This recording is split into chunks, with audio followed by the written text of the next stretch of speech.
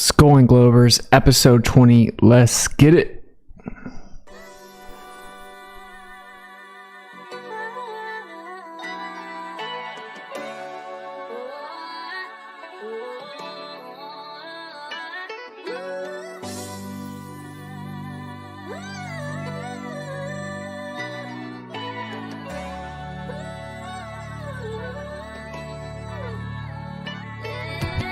Days after days, pseudoscience just a big charade, making theories they just can't explain, on philosophically biased claims.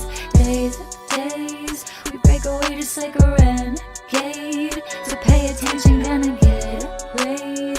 We school and globers till they all awake. School and globers with diplomas and a chip on their shoulder. Debate is over, mind is sober, solar system disclosure. Can't go back once you heard the facts. We make a pact, never take the vax. School and ballers and the followers that give them their dollars. They try to holler in the chat that you're a fraud, not a scholar. They hating y'all, that's why they attack. The earth is flat no matter how much they laugh. Days after days, pseudoscience just a big charade, making theories they just can't explain, on philosophically biased claims. Days after days, we break away just like a renegade, so pay attention, gonna get a grade. We school and globers till they all awake.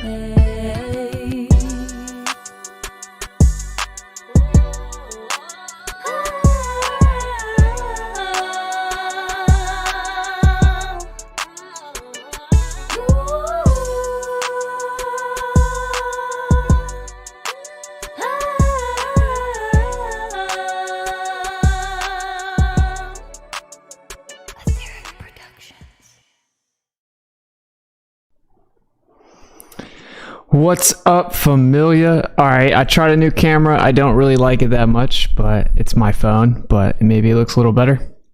Alright, hope everything's working. Sorry I'm a little late. I had to reset literally every setting in OBS. It was ridiculous. I had to upload the entire scene, sources, and then it was just a whole thing. But anyway, here we are. So hopefully we're good on the video and audio, and we're just gonna get into it. It always trips me out how much different everything looks. Like, it looks different on my phone, looks different on the actual screen, the OBS, and then it looks different on YouTube. Whatever. All right, so we are on YouTube, Rumble, and Rockfin. So hopefully everything's running smooth. We'll get it all running smooth. So we're gonna jump right into it. This is like kind of a basics, true Earth type of presentation I have. So we're going to jump right into it so you can send it to some people that may be new to the subject, and we'll go back and forth between me being on the screen, me not being on the screen, and hopefully you guys enjoy. Any super chats, I think 20 or more gets read off automatically, but I'll read them on all three platforms, and let's just jump into it.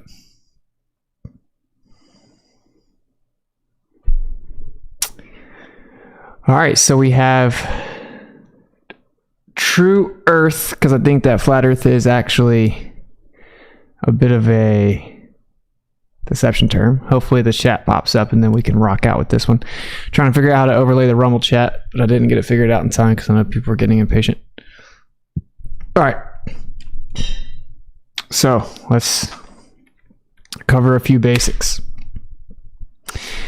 So I want to lay this out when we get started so everyone kind of has an idea of a pretty important principle, and then maybe this will all kind of click for you as we go through it. We can rock out with this one. Whoa. Dude, the phone randomly does that. All right, so the one true natural law is that all things seek equilibrium through pressure mediation. Now, it's very similar to what the second law says, which is entropy will increase as things seek equilibrium effectively. But this is the one true natural law. Everything that we see in physics is things seeking equilibrium. You open up a soda and it goes, psh, you shouldn't be opening up sodas, but it's equalizing to the low pressure around it because there's a higher pressure built up in the soda can. You open it up and it equalizes, and it's instantly seeking equilibrium around it. If it's really hot outside and I'm running the AC, I open the door, the hot air will rush in. quote unquote positive and negative charge is just one system has an excess of charge, one system has a lack of charge. So one is charging, one is discharging because it has an excess. They migrate towards each other to equalize. Everything in physics, everything in the world that we observe is just a process of seeking equilibrium. And I think it's actually there's a very deep metaphysical truth there. That's kind of like the process of what our life is. I think we're here to struggle, thus learn. I think that we're in a process of seeking equilibrium, and when you actually attain equilibrium, you're no longer here, right? I think you go back to the source. But anyway, so what we see is this geometry all throughout nature because of this process. That's what this geometry is. And that's where we get these. This is all in nature. You got the honeycomb, you have the snowflake, you have all these different geometric patterns that are reoccurring. And you may look at some of these and be like, oh, those are different. But they're not. They all fall within the same torus field geometry. So very important to understand that.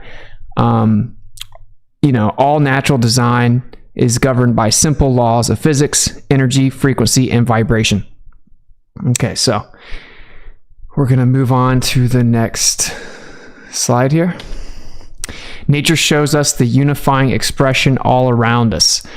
Like the holy grail of physics is the theory of everything, or a grand unified theory and a theory of everything.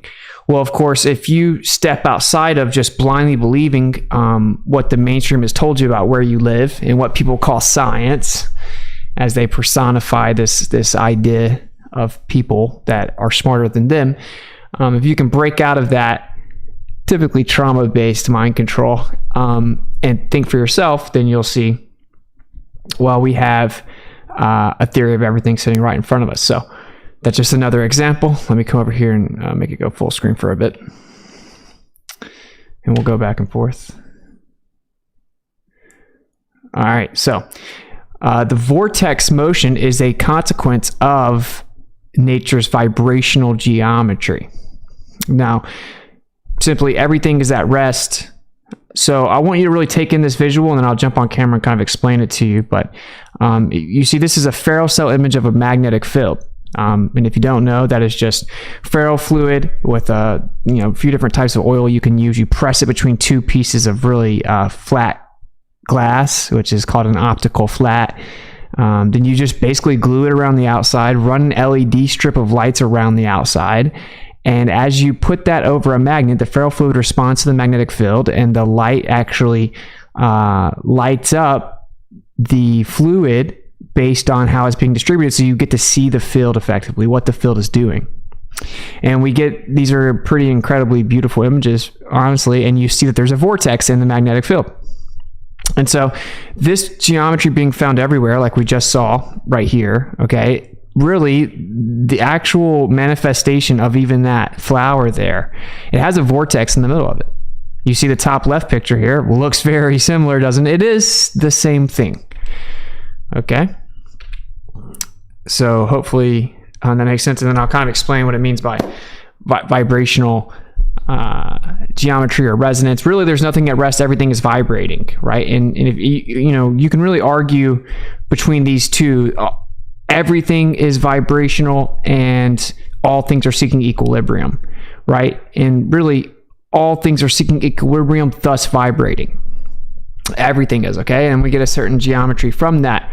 Now, if we're going to try to understand the true nature of where we live, this realm of physics, from the small scale to the big scale, we need to understand the basics. And the basics are that everything is vibrational. There's a resonance in everything. There's no such thing as truly at rest because, it's vibrating.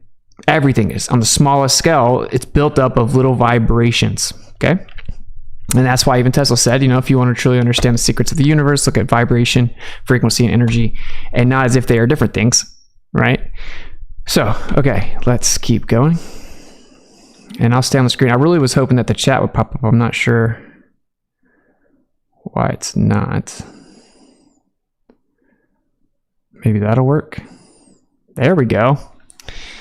Isn't the vortex found in nature a Fibonacci spiral? Yeah, the Fibonacci sequence, sacred geometry, the golden ratio, this all falls within the torus field, and there's a vortex in the middle of it. All right. So, and here are some basics. Again, I said this is a pretty basic thing. You guys might recognize some of this from previous streams, but heliocentrism has never been proven. It's a religion. Of course, not a religion about some personified God. A religion is and defined as being a belief system built upon the doctrine of men without any actual verifiable evidence. It requires belief and faith. It requires belief in something that you can't directly empirically verify. And that's the idea that the Earth is a tilted, wobbling, spinning ball flying around the sun. Contrary to popular belief, it has in no way been proven. We're going to get into it. So here is a bit of a timeline. Now we have an entire stream, a previous episode where we broke down each one of these events, but I just wanted to kind of cover some of the basics here. So you get an idea of really where this came from. Oh, we knew the Earth was a globe thousands of years ago is what you'll hear. Okay, so we have the globe Earth inception in 350 BC, and this is, of course, as we know it, history as we know it. Then they supposedly found the distance to the sun in 250 BC, and you have Eratosthenes right after that. And when they first supposedly found the distance to the sun, of course, it was completely wrong compared to what they claim it is now, which is supposedly 93 million miles away, which is a joke.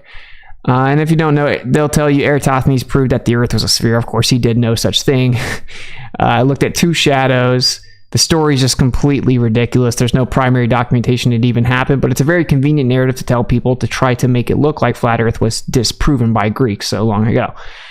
You have the first globe model hundreds of years later, all the way in 1492 is when you get the first actual physical globe model, which was just like laughable and disproportionate and deformed. But it's interesting, the narrative that we're told when you actually look at it. The first physical model of the Earth being a globe ever made was in 1492. Then you get the Copernican model in 1543, and that's the idea that we're flying around the sun, right? That the Earth is orbiting around the sun is in the center. Now, of course, they thought that the sun was in the center of the entire universe, and they've since had to change that. And then we get Kepler's laws. That's the laws that explain the planetary motion in terms of kinematics. And if you're not new to this channel, you know that kinematics are just how bodies move in relation to each other. Okay, and so yeah, people looked at the sky, saw that there's a ratio with how these things move, and you can actually, create an equation to describe that ratio, and it'll accurately, quote unquote, predict, although there is no prediction, they just keep doing the same thing forever.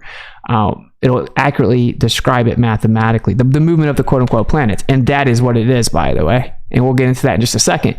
So when you look in the sky and you see that, based on their proximity, they move in relation to each other and move in relation to the sun, and they all fall within that. He found a set of equations to map that out. And then they estimated what the size of Venus was, the distance of Venus, and then they just said, you know what, to try to make this model, we're just going to assume the Earth is the same size as Venus, exactly the same, which is really scientific of them. And we're going to kind of breeze through this. So 1666, Newtonian gravity, he supposedly discovered gravity. There was no discovery other than he didn't discover anything, or that would require he'd be the first one to ever see something fall. But anyway, and so that's where you get 666 newtons on the Earth, or 6.66, and it's rounded up to 6.67. 1666. The same year the Selenian eclipse was first documented, conveniently enough, which also debunks the globe. Okay. I don't know where the chat going, doesn't matter. Okay, and then we get into Michelson-Morley, 1887, ionosphere, 1901, relativity, 1905, and really special relativity, 05, general relativity, 1915. And then NACO was founded in 1915, basically a predecessor to NASA. You have the expanding universe theory come up with to try to explain why everything makes it look like we're in the center of the universe unexpectedly. 1925, around that time, is where you have Hubble looking out further into space and discovering they have a problem. 1931, the Big Bang theory, proposed by a Catholic priest. Dark matter to save the model because relativity's predictions were off by 99% when they looked at the galaxy clusters. Now, if you want any details of this, you can go to the previous episode. You can also go to Relatively Speaking, and we break down a lot of what's wrong with modern cosmology, but I just wanted to give the globe deception. Now, this is where it gets very interesting. You get to 1945, Operation Paperclip. You got the government bringing people over, bringing Nazis over. They put paperclips in different folders to have them integrate into the United States in different positions, right? Engineer, scientists, etc. And then the very next year, they go and explore Antarctica, and the Nazis were obsessed with Antarctica.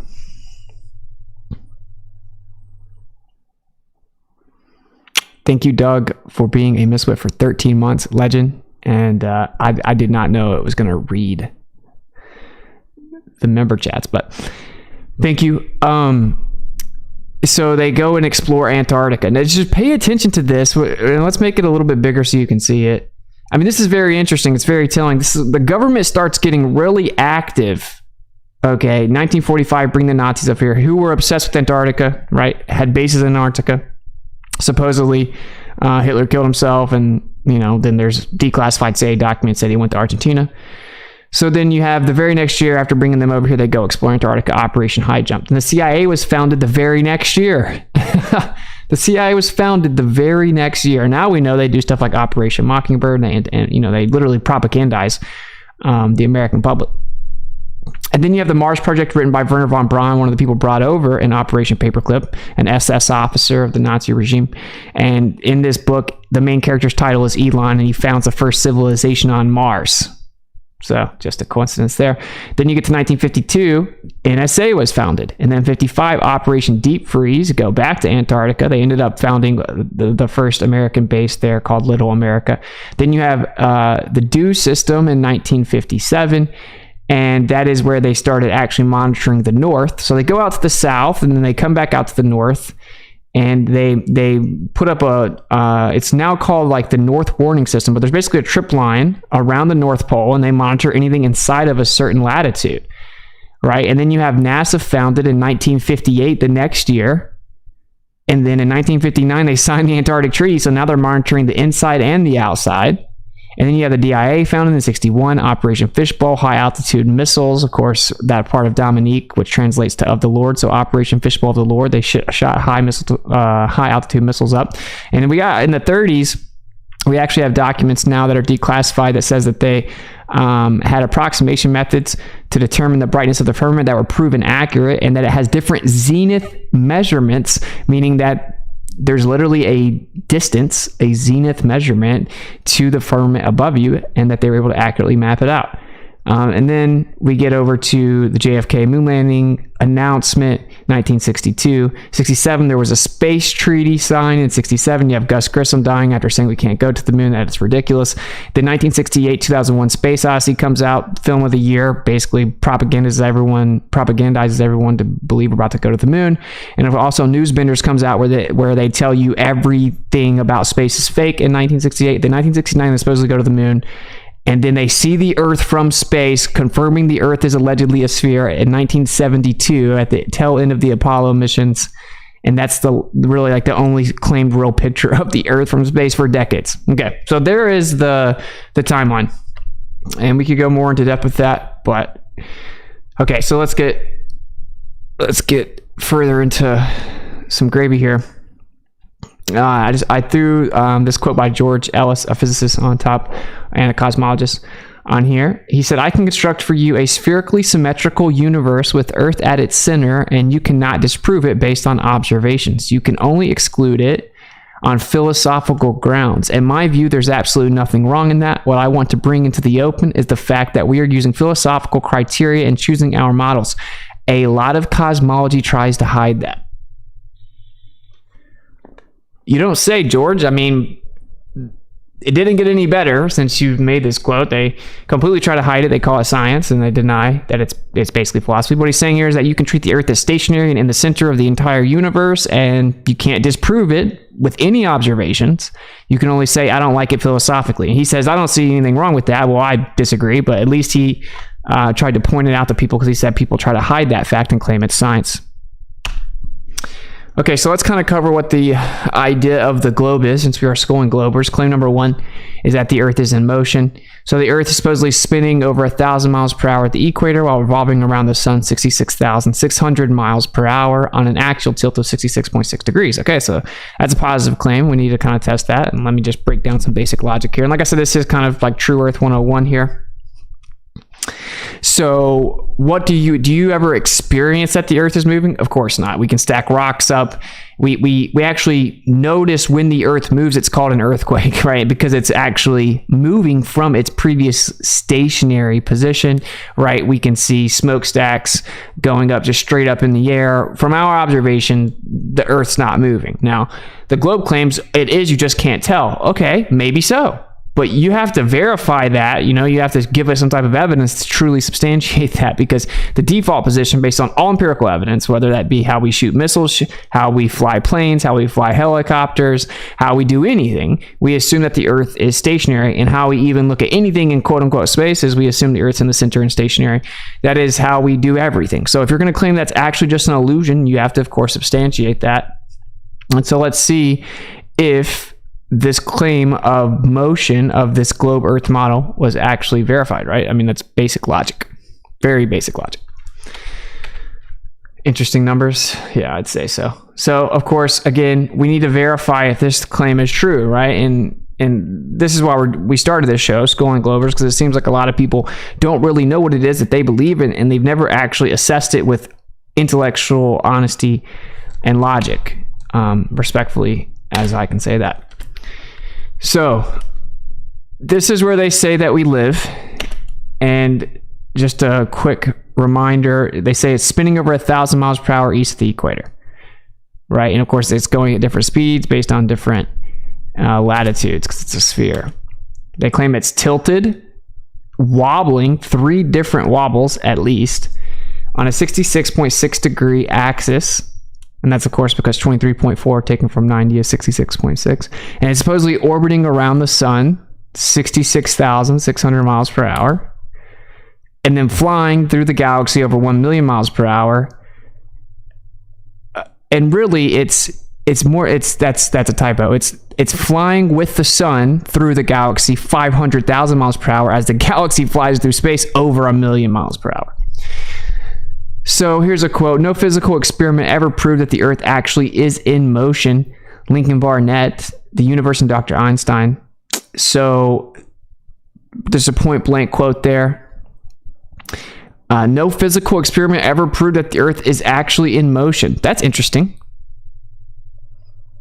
That seems a little different than what we've been told or led to believe, huh? We just covered the basic logic that everything we've ever experienced is that it's not moving, so we're going to need some evidence that it is moving.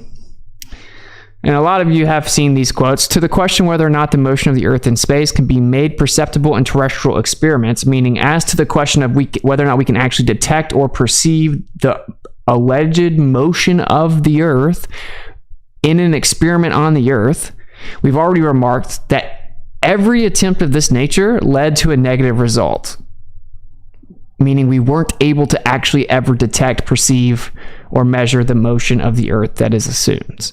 Before the theory of relativity was put forward, it was difficult to become reconciled to this negative result. That's Albert Einstein, Relativity to Special and General Theory, 1920, page 61. He then explains that the struggle so violent way back in the day between Ptolemy and Copernicus would really be meaningless, because either coordinate system could be used with equal justification. I, of course, challenge him on that. You have to verify the validity or justification for the idea that it's moving. We know that the stationary Earth can be used with justification, because that's how we use the Earth for everything, right? But anyway, this is a hostile witness, and he says the two sentences, quote, "The sun is at rest and the Earth moves," or "the sun moves and the Earth is at rest," would simply mean two different conventions concerning two different coordinate systems. Albert Einstein and The Evolution of Physics, 1938. And here's another quote from Einstein, just to kind of break some of these quotes down and give you guys context. Go straight to the source. Of course, relativity is still used to this day as the glue for this entire claim that we're flying through space and just can't tell. So he says, "While I was thinking about this problem in my student years, I came to the result of Michelson-Morley experiment. Soon I came to the conclusion that our idea about the motion of the Earth with respect to the ether is incorrect. If we admit Michelson's null result as a fact, this was the first path which led me to the special theory of relativity. Since then, I've come to believe that the motion of the Earth cannot be detected by any optical experiment, though the Earth is revolving around the sun in the context of Michelson-Morley, and using the word optics, that would be utilizing light, which is the most precise form of measurement that we have to this day, right? You can use laser interferometry to very precisely measure motion and etc." He's like, so I've come to the conclusion you can't use any optical experiment to detect the motion of the Earth, although I believe we are actually going around the sun. And here he tells you he can't use any, we haven't been able to detect it with any experiment at all on the Earth. Okay. So in case you don't know, these are some more basics here, but this is the Michelson-Morley experiment. This is a visualization. It's called the most famous failed experiment in history. If they shot two perpendicular light beams, one is supposedly going with the motion of the Earth, the other one's supposedly going against it as it flies around the sun. So it should take one of the light beams longer to get to the receiver because it has to travel further. And if that's the case, that's what we should see right here. It should be a difference called an interference pattern or a fringe shift. And what they actually saw was that it's way closer to being exactly the same. But if you look closely, it is not the same. And so what they did, instead of accepting the results saying, oh, we're not measuring this motion of the Earth, we assume, 30 kilometers a second, where supposedly the Earth is supposedly flying through space 30 kilometers every 1 second, which is just 66,000 miles per hour.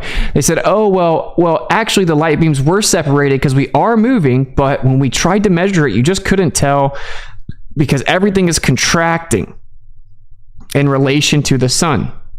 And so basically the apparatus itself, or anything you tried to measure it, it'll contract just the right amount to make it look like the Earth isn't moving. And this is called Lorentz contraction or length contraction. And we're almost through the quotes. Einstein says here, the problem which now faced science was considerable, for there seemed to be only three alternatives. This isn't Einstein, but this is a book written about him. The first was that the Earth was standing still, which meant scuttling the whole Copernican theory and was unthinkable. So in response, he's covering a Michelson-Morley experiment here. He said they only had a few alternatives, and the first of which was, oh, the Earth isn't moving. And the Copernican theory is that we are flying around the sun. And he said, and that was unthinkable. So what the evidence actually shows us is unthinkable. That goes back to how this is philosophy, not science. We still need actual evidence, regardless of how much people want to scream, get triggered, and attack you. It doesn't matter. This is Sir Arthur Eddington, a very famous physicist. The Michelson-Morley experiment has thus failed to detect our motion through the ether because the effect looked for, the delay of one of the light waves, is exactly compensated by an automatic contraction of the matter forming the apparatus. Sir Arthur Eddington, Space, Time, and Gravitation, page 20. For any of those trying to tell you that's not what they actually said, and he'll say, well, yeah, you're talking about the ether here. Well, yeah, Einstein says, oh, there is in fact an ether. Right? Because that means all we're saying when we say there's an ether is that the space must be endowed with physical properties. In fact, space without ether is unthinkable, and that its definition is changing, but its story is by no means finished, rather continued by the theory of relativity. And that's why he explains that, Lorentz proposed the idea like, oh, there's an ether, but it contracted in the ether and it made it look like the Earth's not moving. Einstein took that, said, oh, we came to find out that was the right answer, just it's a different type of ether, basically. And they threw out the ether that everyone was using. Now, all that to say, they claimed that the light waves didn't show the delay from the Earth's motion because it was compensated exactly with an automatic contraction of the matter forming the apparatus. And they now say everything is constantly contracting because all motion is relative. Now, not to get too technical here, it's very simple. The point is that they came up with an excuse as to why we weren't able to detect the motion of the Earth because all of our experience, tests, and measurements show that the Earth is not moving, including really one of the most genius measurement attempts come up with, which was Michelson-Morley. So here's Einstein saying, I believe that I've really found the relationship between gravitation and electricity, assuming, now of course he just took Maxwell's equations, but anyway, assuming that the Miller experiments are based on a fundamental error, otherwise the whole relativity theory collapses like a house of cards.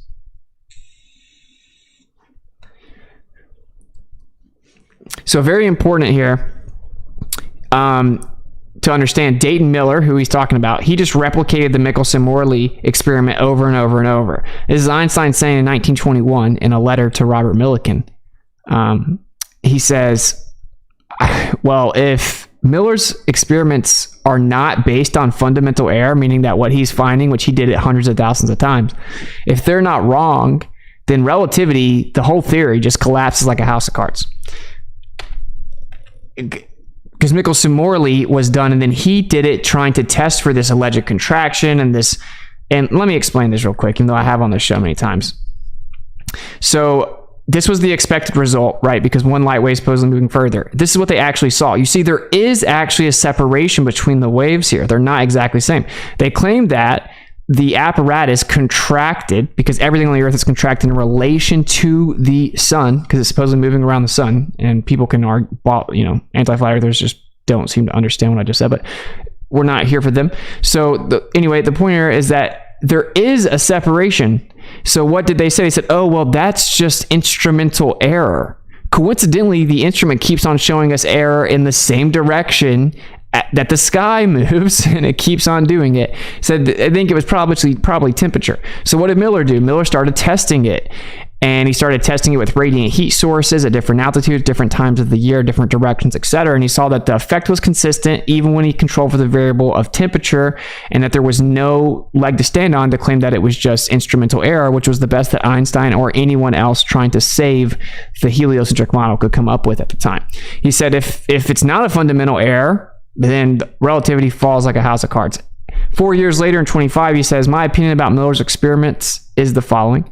Should the positive result be confirmed, then the special theory of relativity, and with it the general theory of relativity, in its current form, would be invalid. Then he's got Latin for experiment reigns supreme. Experiment is the supreme judge.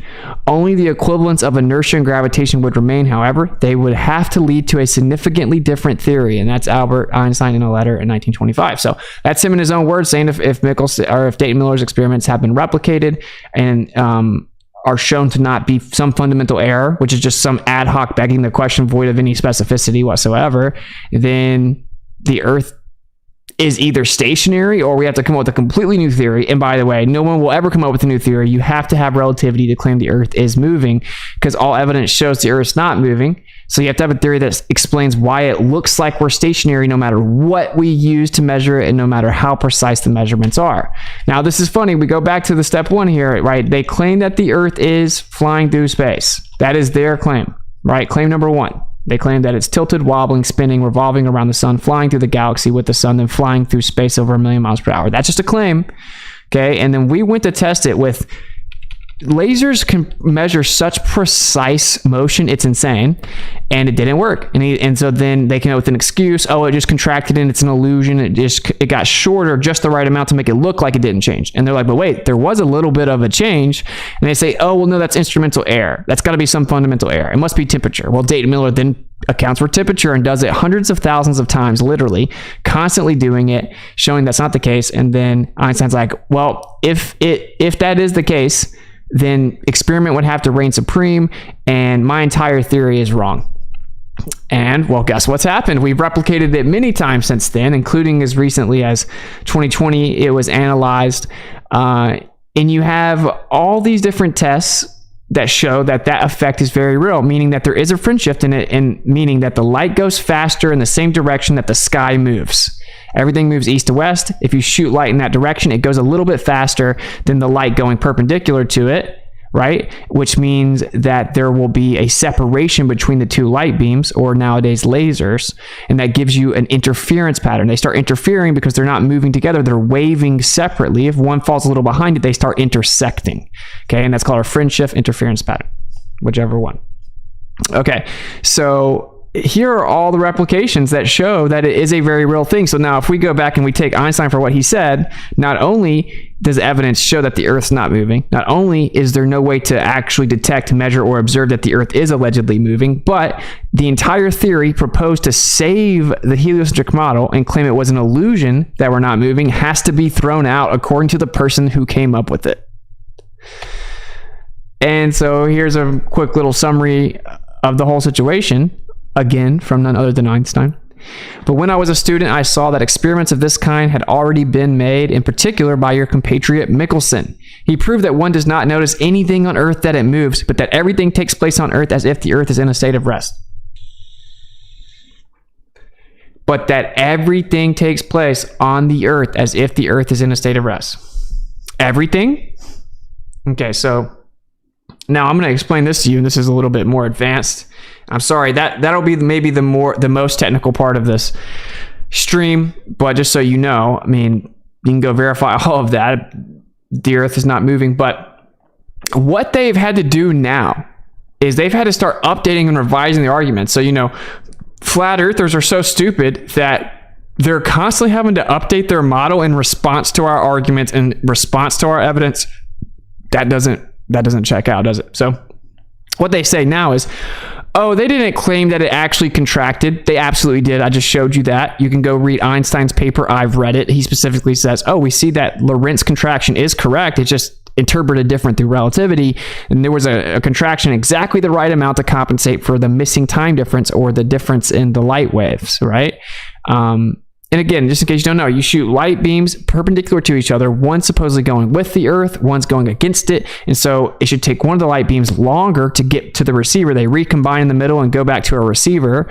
And one of the light beams should take longer, which means that they're going to start intersecting as they're waving, right? Because they're no longer perfectly in sync. All right, so they now say, oh, he doesn't really mean contraction. Doesn't say that. It has nothing to do with that. That's a lie. It's interesting that they have to lie, because I just want you to soak that in, that they have to actually bastardize the theory that saved their model, and they have to lie. They then said, oh, Einstein didn't actually even know about Michelson-Morley when he came up with relativity. It had nothing to do with that. That's what they now say. Well, that's funny, because we just read multiple quotes from Einstein himself saying that's exactly what happened, right? He said, when I was a student, I saw that that experience of this kind had already been done specifically by Michelson and Morley. And he proved that nothing happens on the Earth other than to make it appear that the Earth's at rest, right? So he was a student, he came across the Michelson-Morley experiment, and he discovered, oh, everything takes place on the Earth as if the Earth is at rest. And of course, we looked at him earlier explaining that Michelson-Morley was actually what led him to the special theory of relativity. So this notion, this narrative that he didn't even know about it and had nothing to do with trying to combat the Michelson-Morley experiment showing the Earth's not moving is fundamentally wrong, and I think it's very telling that they have to misrepresent it. I think we might can move over here now.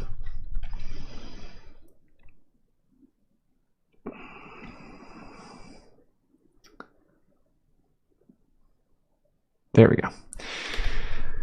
All right, so claim number 2 is that the Earth is a sphere. We just debunked that the Earth is supposedly moving. In fact, you just have to prove that it is, and we debunked it, and we'll get into a little bit more, but the replications of Michelson-Morley and Michelson-Gale-Pearson is just game over. It's absolutely game over. There's no answer. I've gone around, I've asked every PhD I can that will answer the question. They have no idea. So anyway, claim number 2 is that the Earth is a sphere with a radius value of 3,959 miles. Supposedly, the Earth is 25,000 miles in circumference, 24,901 to be specific. And the distance from the center of this sphere to the edge is roughly 4,000 miles. Okay, so it's a very specific size sphere that's supposedly tilted, wobbling, and spinning, flying through space. So, okay, we can test that claim. Just like we tested the claim of the Earth is moving, we can test the claim of the shape, right? Very simple, basic stuff here. So the globe Earth model makes very specific dimension claims. If these dimensions are falsified, the entire model is falsified. So there's a depiction to show you, of course, what a radius is, and everything uses this R value, this radius value, gravity, day and night cycle, the distance to the sun and the moon, supposedly how they go to space. They need a radius of orbit. So you need a distance from the center to the surface of the Earth and a distance from the surface up to where they supposedly are in orbit to get your radius of orbit. Everything about the model requires this value be true. If this value is not true, the entire model is immediately falsified, even distances to places on the Earth, etc. Everything about it. It boils down to this number. If you're actually seeking the truth, you would immediately go and examine this number. Right? That's what you do. You just go examine this number and then you'll know. Okay? It's that simple. Okay, so let's keep going. It's hot in here, man. All right, the horizon is merely an apparent location. The horizon is defined as where the sky appears to meet the ground. Is the mic staticky for anyone else? All right, let's try to get it figured out. Would it be inappropriate for me to just go shirtless because it's like it just got hot in here for me? So you guys give me feedback on the mic. So what I'm going to do, I'm going to like, in a world, can you guys tell me, oh, the mic is fine?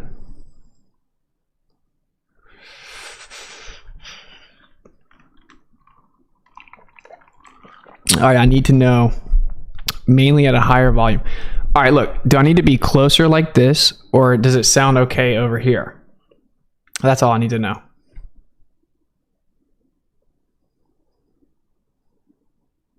Everyone says it sounds good. What I'm going to start doing is the people that like complain about it, I'm just going to start ignoring them.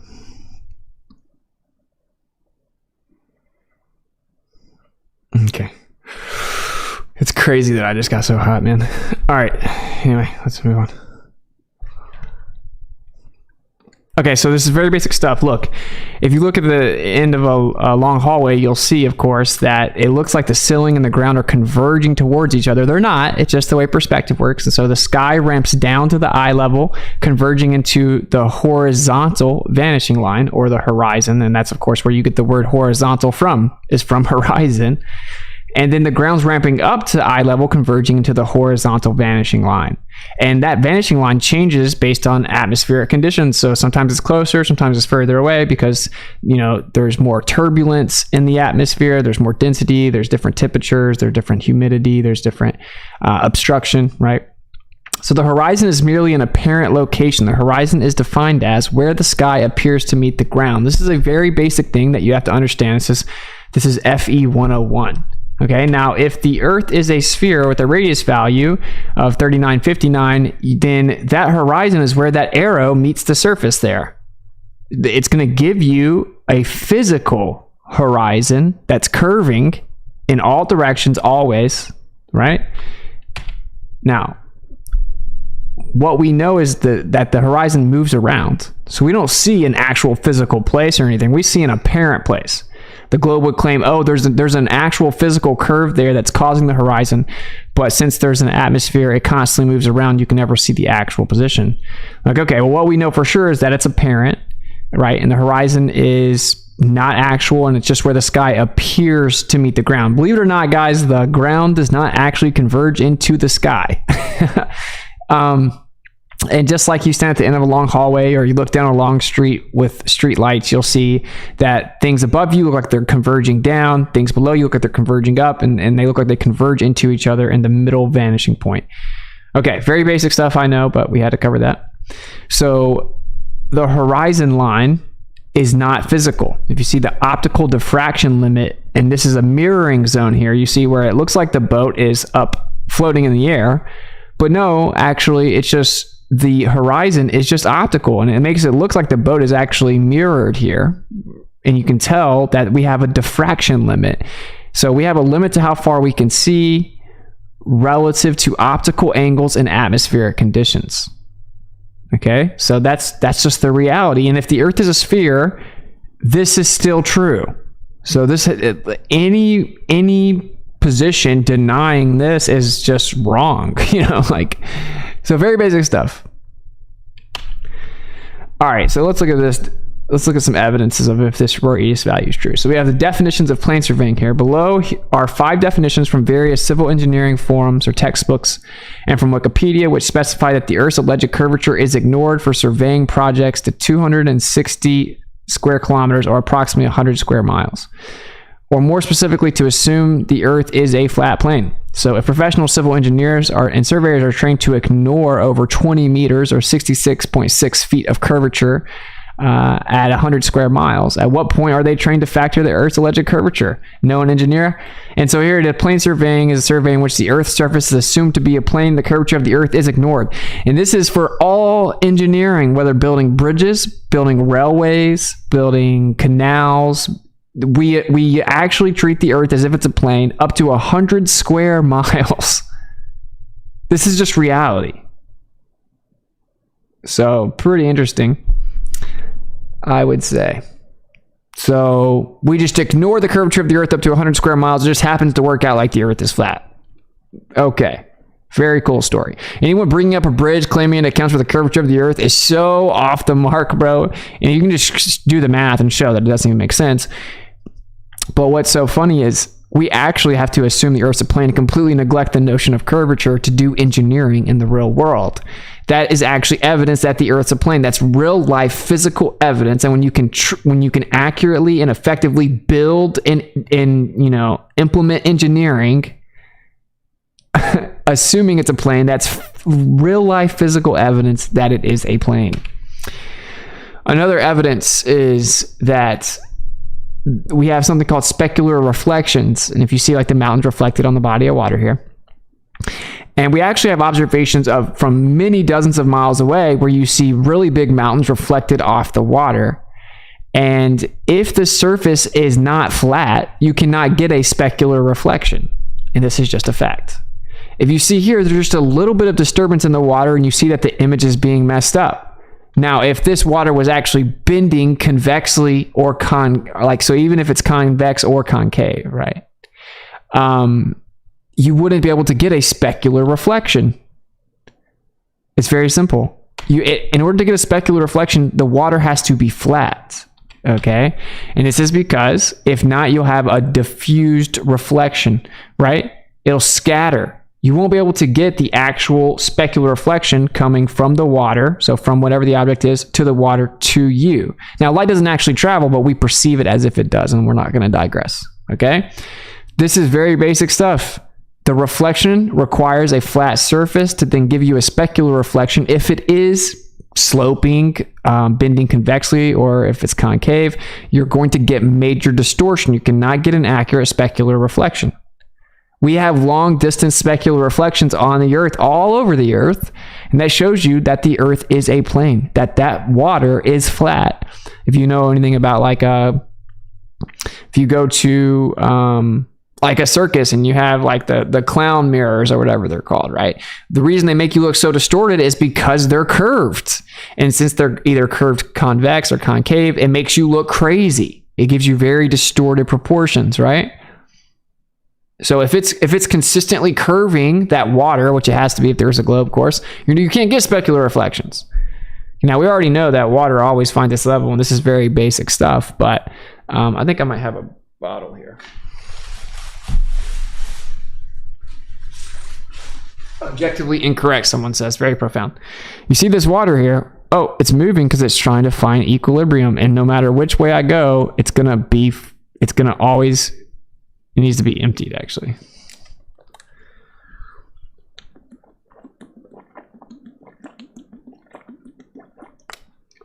Notice how it just turned super orange? Isn't that crazy? Why'd I turn orange, bro? Oh, is it because I put this up to it? Okay, anyway, you see, no matter where I go, the water is always going to find its level. It's flat. It's technically still moving a little bit, so it's not perfectly flat. Okay, it's very basic stuff, but it's crazy that people just say nuh-uh. So if anyone wants to explain to me how you can actually have specular reflection on a concave or convex surface, right? So the convexity of the globe Earth would actually result in a diffused reflection. So it's direct evidence that the Earth is not curving. And we've covered 3 so far. And here is the horizon, which is supposedly Earth curve, and we see just a time lapse of it throughout the day. We see it moves drastically, goes up and down. Now, the Earth is not breathing in and out. It's not doing yoga and stretching. Of course, this is just an optical effect because the conditions are changing, and so it's causing the horizon to move around because that's just the vanishing point, the convergence point, right? And it's changing based on the different conditions. It's just an apparent effect. It isn't any physical hump blocking things in the distance, okay? Very basic stuff. Another thing that we have that shows that the Earth is not a globe is long distance laser tests. And what people will say is, oh, it's actually refracting and bending around the globe, perfectly matching the globe. Now, in reality, what we've done is we've actually done long distance laser tests, and then we've actually gone to the side. We viewed it from the outside and showed that it's completely horizontal, right? And we're like, oh, you just wouldn't be able to tell because the curvature rate or whatever, right? It's like over 30 miles. So a laser test over 30 miles shot horizontally over water. We go to the middle from the outside and look at it, and you can tell it's completely flat from beginning to end, completely horizontal. You can tell that it's parallel with the body of water, completely horizontal. So that's impossible. It should be blocked by Earth curvature. They say, oh, it's bending around the Earth curvature.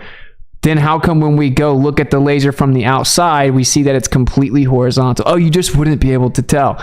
And so they just literally claim that everything's an illusion. Okay. Now the reality is that typically with typical conditions, the laser would bend up if anything. But so we have long distance laser tests. They'll just say that it doesn't count. They'll just say that it's refraction, but that's a cool story. I mean, we can go to the outside and see that they're horizontal. So the truth is not for people that want to just avoid it. Okay, so take it or leave it. I told you what their excuse is for that one. Now here's another problem with the globe Earth. If the Earth is a sphere, right, then it must be curving down and away from you in all directions. The Earth must be curving down and away from your feet in all directions if it is a sphere. Okay, what that means is as you go higher, the Earth is curving down and away from your feet. So as you go higher in the air, the Earth is going to be further and further away from you because it's going down and away from you, and you're now going up. So now it's even further away from you. So it should go down and away from you if the Earth is a sphere. Well, here's what actually happens when we go up in altitude on the Earth. You see where the starting line is, you see the horizon, and let's see what happens as we increase altitude.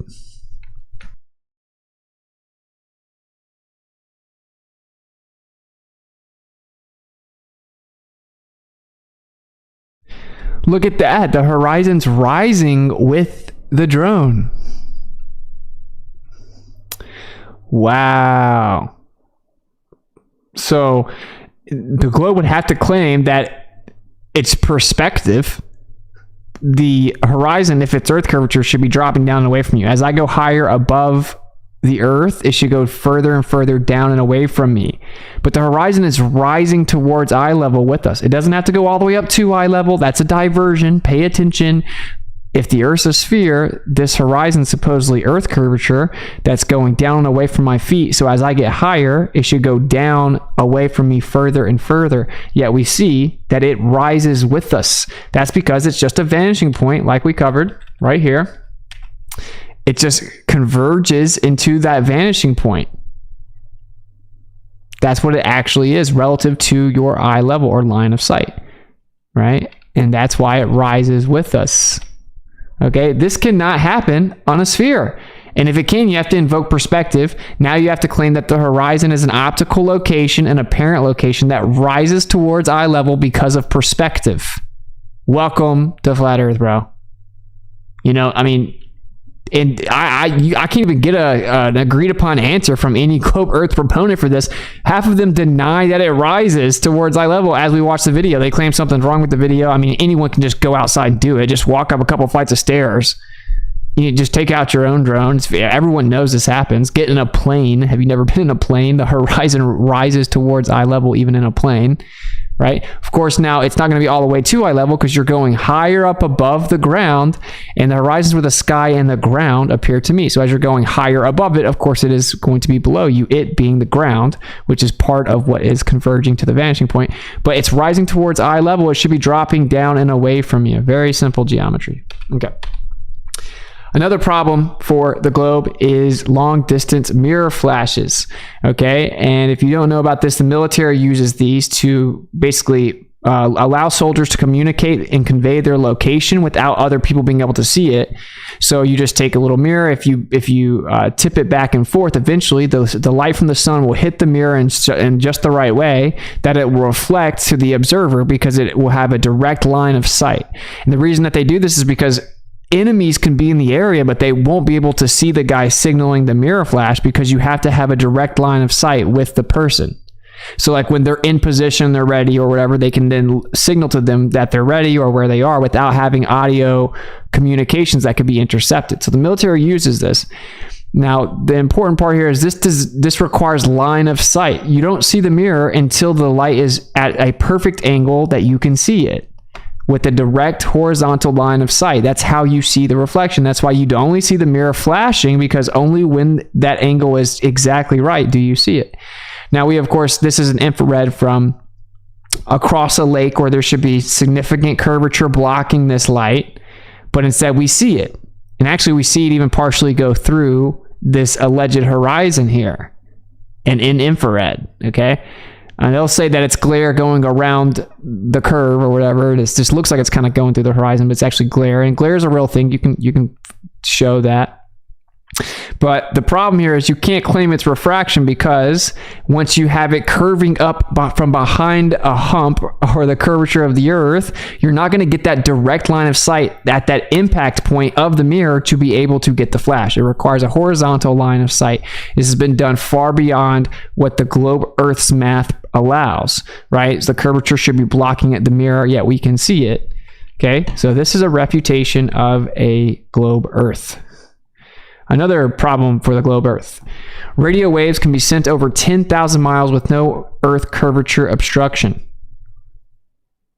Okay, so we can just send these radio waves out horizontally, and they can be detected and received over 10,000 miles away.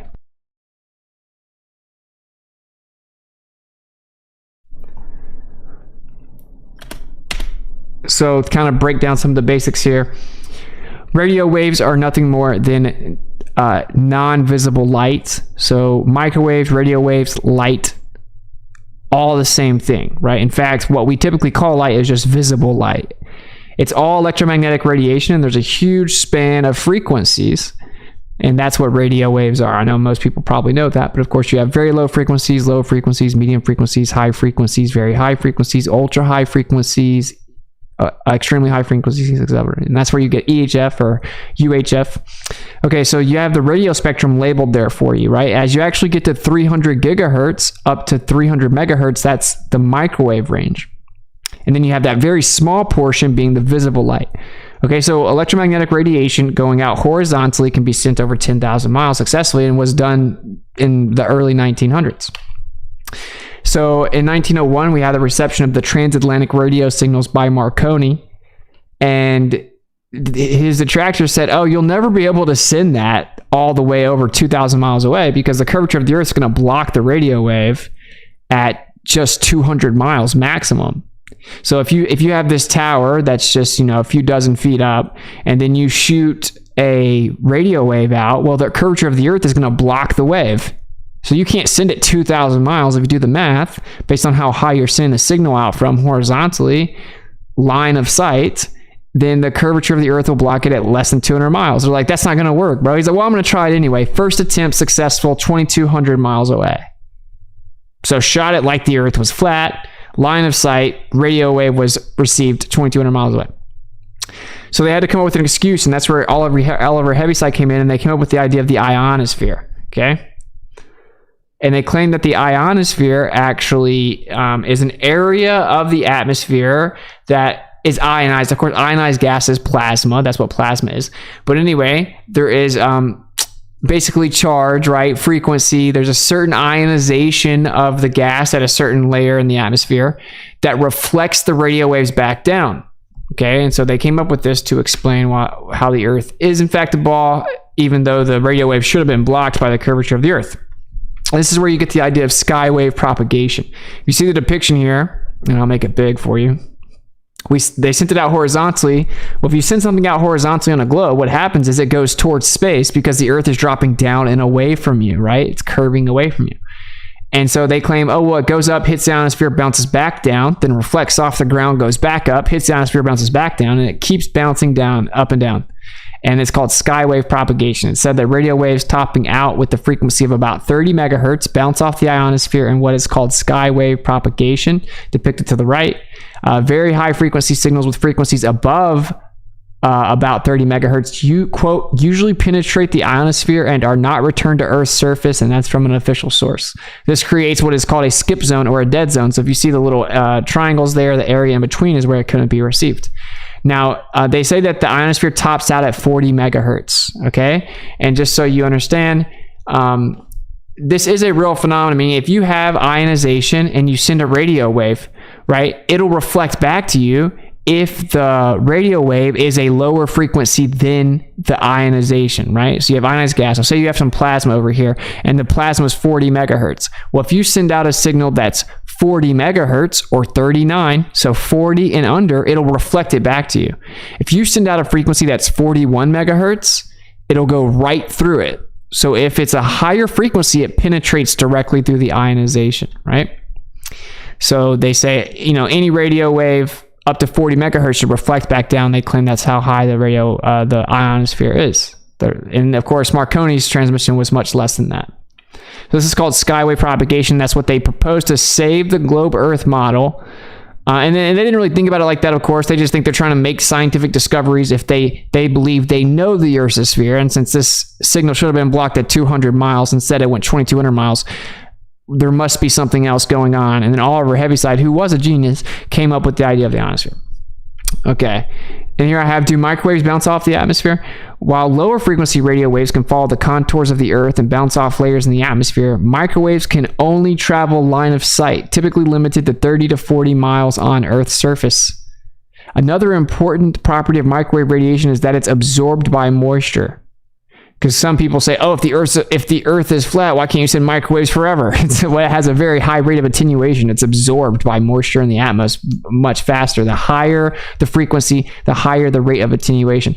Here I have also Encyclopedia Britannica. Under normal ionospheric conditions, 40 megahertz is the highest frequency radio wave that can be reflected from the ionosphere. Okay. So these are like official sources, mainstream model that was used to try to save the globe, right? Well, here is the world record, a list of world record amateur radio transmissions. If you look all the way to the left, this is megahertz. It's the frequency. So we have all these above 106 megahertz. If you look a few columns over to the right, you're going to have the distance in miles right here. And so we have 1,000 miles, 1,500 miles. We have all the way up to 2,500 miles. There was a 106 megahertz frequency radio wave sent 2,500 miles. Now, these should be blocked at a couple hundred miles according to the globe Earth. And they claim, you send it out. It would be, a lot of them are blocked by the curvature of the Earth. The rest of them keep going towards space and then reflect off the ionosphere and come back down so you can receive it again. Right? And so there should be a skip zone. By the way, we are setting up a test to definitively dispel the globe by putting people in the middle of the skip zone, sending signals out from Tampa to Louisiana. So stay tuned. Okay. Well, the problem here is, just like it says here, under normal ionospheric conditions, 40 megahertz is the highest frequency radio wave that can be reflected from the ionosphere. These are over 100 megahertz and happen all the time. This is not a rare occurrence. These are just the list of certain records based on different locations, but amateur radio can do this all the time. And you have over 106 megahertz, so way more than 40, which means it has to directly penetrate this alleged ionosphere. You can test this in a lab. If the frequency is higher than 40 megahertz, it would penetrate directly through it. And in the globe paradigm, continue on to space, right? And here we have them, instead of going 300 miles maximum, we have them going 2,500 miles. Again, that is game over. That is direct physical refutation of a claim that the Earth is a sphere. 106 megahertz frequency, right? I mean, it's pretty simple. That's over 65 megahertz higher, going thousands of miles. Okay, so you also have microwaves, and they have a significantly more narrow beam, right? Because there's such a higher frequency, they don't span out as much, and thus they have much smaller span of diffraction. If you look at the depiction here to the left, we have the microwaves depicted as orange, and the radio waves depicted as the gray ones, right? And so look at the bottom right over here, you'll see you have the microwaves shooting out, and then also the radio waves. So this hill here is basically going to represent the curve of the Earth also, but we'll start with the hill. So if we send these radio waves out to the hill will block the radio waves because the hill is higher than the tower, right? But since the radio waves are spanning out so much wider, then part of the radio waves will actually go span out to above the hill, and then it'll go past the hill and then fill back in behind it. And this is called diffraction. right? You have physical obstruction of the radio waves, and then it'll fill back in the gap behind it because it spanned out so wide. The problem is microwaves, and this is what they'll start calling, invoking for ground wave propagation. That could never explain like 2,500 mile propagation or anything. That's why they invoke skywave propagation in the ionosphere, right? But they also claim that there's something called ground wave at the lower frequencies that just cause things to bend around the globe perfectly and magically or whatever. The microwaves don't spin out as much, so it can't get past the hill because it's not wide enough to even actually be diffracted around the hill, right? So this microwave cannot get past the hill. So this would be analogous to the Earth's curvature. The microwave cannot just diffract around it. It couldn't do that. Microwaves travel by line of sight. Unlike lower frequency radio waves, they do not diffract around hills, follow the Earth's surface as ground waves, or reflect from the ionosphere. So terrestrial microwave communication links are limited by the visual horizon to about 40 miles. Now, we have them much longer than that, and of course the horizon shouldn't just be visual, it should be a physical geometric place, which means we should be able to do the math and know exactly where the physical curve of the Earth is. Doesn't matter where we visually see it, which is hilarious. The microwave frequency range lies between 300 megahertz, 300 gigahertz. Beyond 40 megahertz frequency doesn't get reflected back by the ionosphere. It can pass through the ionosphere due to the microwave frequencies are not suitable for ionospheric propagation. And yeah, it's because they're way higher, right? I mean, if supposedly the ionosphere is 40 megahertz, you got up to 300 megahertz, all the way up to 300 gigahertz. And the beam divergence is very small. Like 30 megahertz is maybe like a meter. You get up to 300 gigahertz, and then you get like a millimeter. That's as much as it diverges. So they're very concentrated, higher frequency beams that don't diverge much. Okay, so this is a problem if we're shooting these too far, right? Because we just covered it, they can't go too far. And like I said, and I'll come over here, people will say, oh, but if the Earth is flat, because basically what people do is they just try to find any way to avoid it. The way that they go about it is they're just like, well, if I come up with a question that I can't understand about the flat Earth, then somehow the Earth remains a sphere that's tilted and spinning. That's just very fundamentally illogical. That isn't how it works, right? It's like, no, the globe is a claim. It's saying that everything is an illusion. It looks like the Earth's a stationary plane, but it's so big you just can't tell. And relativity makes it where you can't measure that we're flying through space, and it makes the Earth look like it's in the center. And and the universe is expanding in all directions 4 times faster than the speed of light, so it makes it look like the Earth is in the center of the universe. It's all an illusion. Okay, so you guys have the burden of proof. It's very simple stuff. So with the microwaves, they can only go so far. And what people will say is, well, if the Earth is flat, why can't you send them forever? And I addressed this earlier, but the higher the frequency, then the greater the rate of attenuation, which is just a fancy way of saying being absorbed.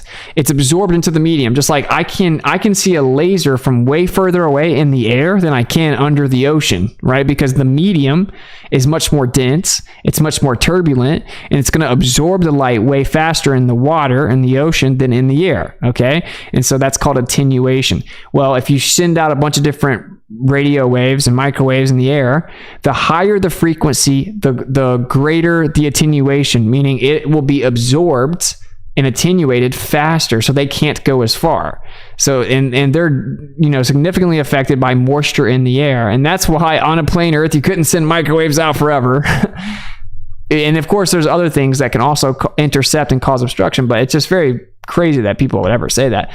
No, you wouldn't be able to send them forever on a plain Earth, but you know what you wouldn't be able to do if the Earth was a globe is send them past a very specific amount of distance every single time based on the curve of the Earth, physically blocking it, and it can't diffract around it, which means it can only go this far, period, right? Pretty simple. Well, here we have them going 50 to 250 miles, and with a 99.9% success rate of reliability. Well, that's a problem for you guys. That's a problem because it can't just be, it just randomly scatters and we get it. Well, no, the signal strength would have to drop down almost completely, which they don't, and you wouldn't have a 99.9% reliability. And sometimes, yes, they shoot them from high up, and sometimes they still go, many dozens or even 100 miles over where the globe Earth predicts. This is direct physical refutation of the Earth being a globe as well. Okay, so if we get back to what we were talking about let's talk about the truth. We covered like this crazy idea that everyone just assumes to be true because they were told it when they were like 5, and people are scared to not fit in, or they're scared of looking stupid or whatever, so they just have to attack other people for it. But whatever, I mean, who cares? We're just going to try to figure out the truth. So let's get back into what the Earth really is. We figured out that it's clearly not moving and it's a plane, right? Well, we get back to this geometry that we see in all of nature, and we know that any true theory of physics that's going to really progress us is going to be a theory of everything. Everything's going to have to be connected. Well, it is all connected. There's a common factor, vibration and charge, what people call charge, elementary charge even, right? So everything's electric and everything is vibratory. And this is where you would get this depiction of where we reside. We have a magnetic field in the Earth. We would live on that plane right there.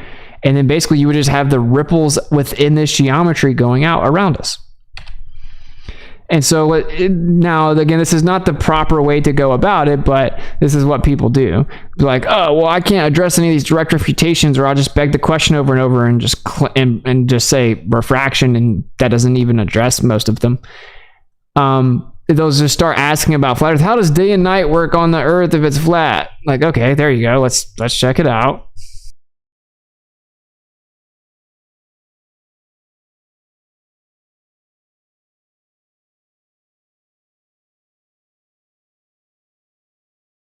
Oh, look at that. It's almost as if we can just perfectly replicate day and night on a plane Earth. Okay, well, I don't think we can claim that. And people are like, oh, well, why wouldn't it light up the whole Earth? Why is it not lighting up the whole Earth there? A local light source wouldn't light up the whole Earth. It's just a ridiculous idea. Day and night works perfect on a plane Earth. What about the summer solstice? Oh, look at that. It matches exactly what the demonstration does. It works perfectly. Look at it. And interesting enough, you see the geometry in both scenarios fits right within that geometry we talked about earlier. Yeah, because everything is that geometry. That vibrational resonance creates a torus field. Hopefully all the other streams are running good. Okay, well, what about when we see the sun set and it should set in a different location? Well, we actually can't see forever. We see in a circle around us, and we're not Superman. We don't have X-ray vision. We can't just see forever, right? We have a limit to our view, and what that causes is basically like a dome around us, an azimuthal grid, right? We can't see forever. So what happens, and we can replicate this, you can take a light source and you can put it over top of a dome, and you'll see that there's different locations. In fact, let me see if I can see it here. You see, if you look closely to the dome, you see there's a light source here. So if this was the actual sun or light source, if you're inside the dome, you're actually going to see this. So as this moves across, you're going to see a different location. It's very easy to replicate. It's crazy that people don't get this. But so as you see here, the actual sun would move around, and then it would cause it to look like it's arcing over top of you, just like we see with crepuscular, anti-crepuscular rays, rainbows, sundogs, etc. Right? It's just we don't see forever. We basically see in a little dome, and that's because our eyes are spherical, and everything is the same geometry. You have torus fields everywhere, elongated sphere of a torus field all over the place, and that's why you see this. So yeah, the position of the sun and all the stars and the moon are all perfectly explained on a plane Earth, understanding that we have a perspective that limits how far we can see. Okay, now here is the sun position data from longitude observations all along one longitude projected onto a plane surface versus an actual pinhole camera long exposure of the sun for a year. And so when we rendered it through the computer, taking all the data measurements of the Earth on one single longitude, this is what it gave us. That basically, this fits right inside the torus field. Again, we're always in the torus field. And it's funny how it perfectly matches the actual pinhole camera long exposure of the sun over the course of a year. So look at that. The year data matches perfectly on a plane Earth again.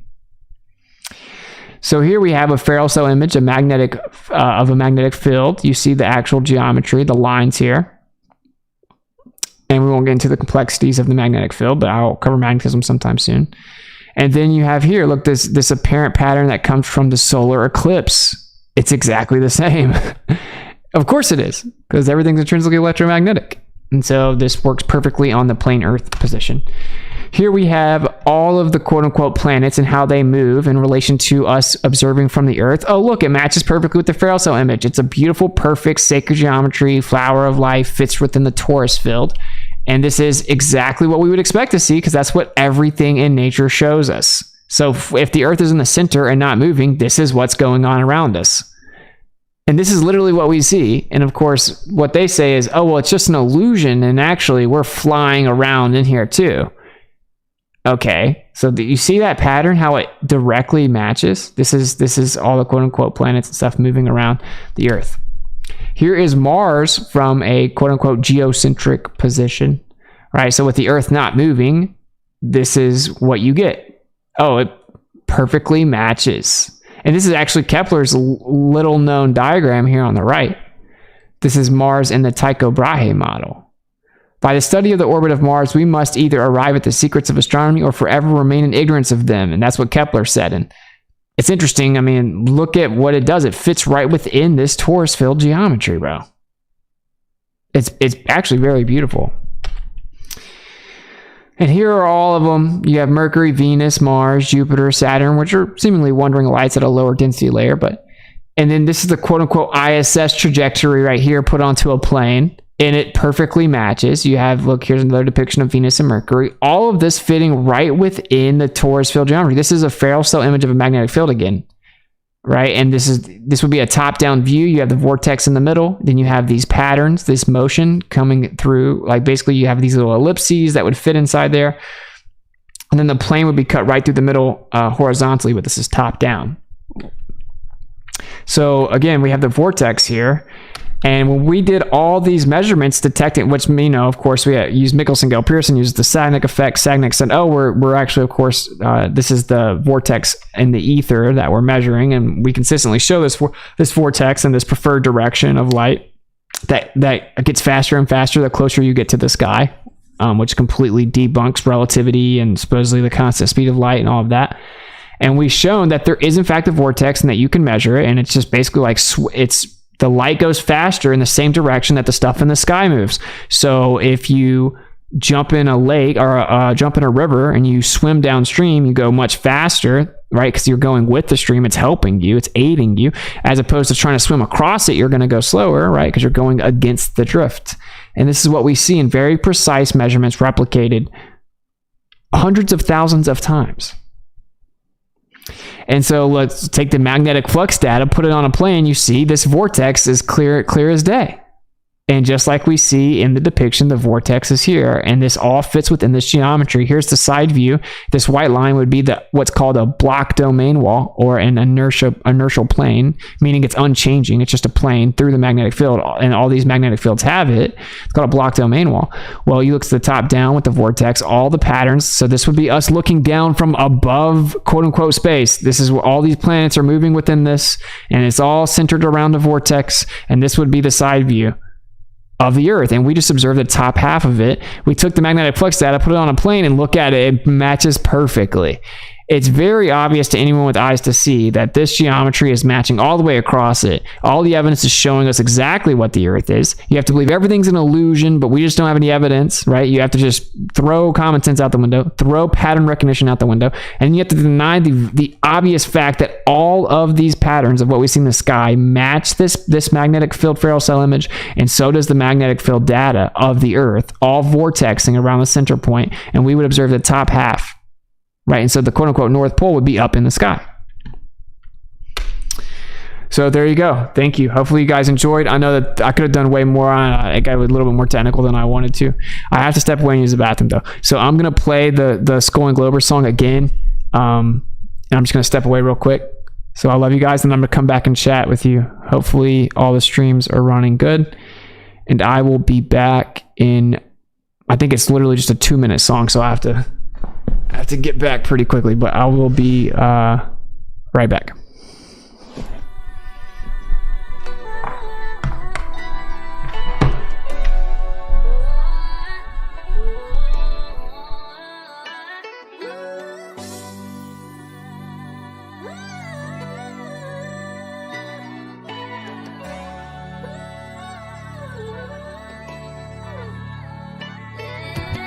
Days after days, pseudoscience just a big charade, making theories they just can't explain, on philosophically biased claims. Days after days, we just like a renegade. So pay attention, gonna get a grade. With school and globers till they all awake. School and globers with diplomas and a chip on the shoulder. Debate is over, mind is sober, solar system disclosure. You can't go back once you heard the facts. You make a pact, never take the vax. School and ballers and the followers that give them their dollars. They try to holler in the chat that you're a fraud, not a scholar. They hating y'all, that's why they attack. The earth is flat no matter how much they laugh. Days of days, pseudoscience just a big charade. Making theories they just can't explain on philosophically biased claims. Days of days, we break away just like a renegade. So pay attention, gonna get a grade. With school and globers till they all away.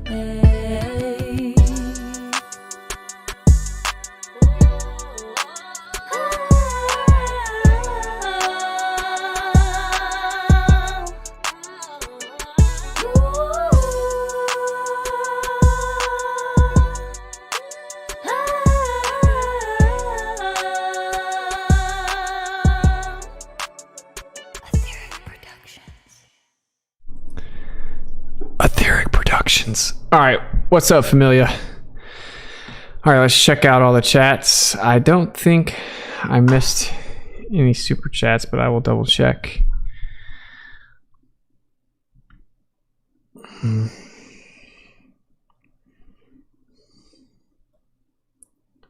Sounds better a little further away, to be honest. Perfect. That's what I want. I want to just be able to talk over here. I met Austin once in a dream. Wow.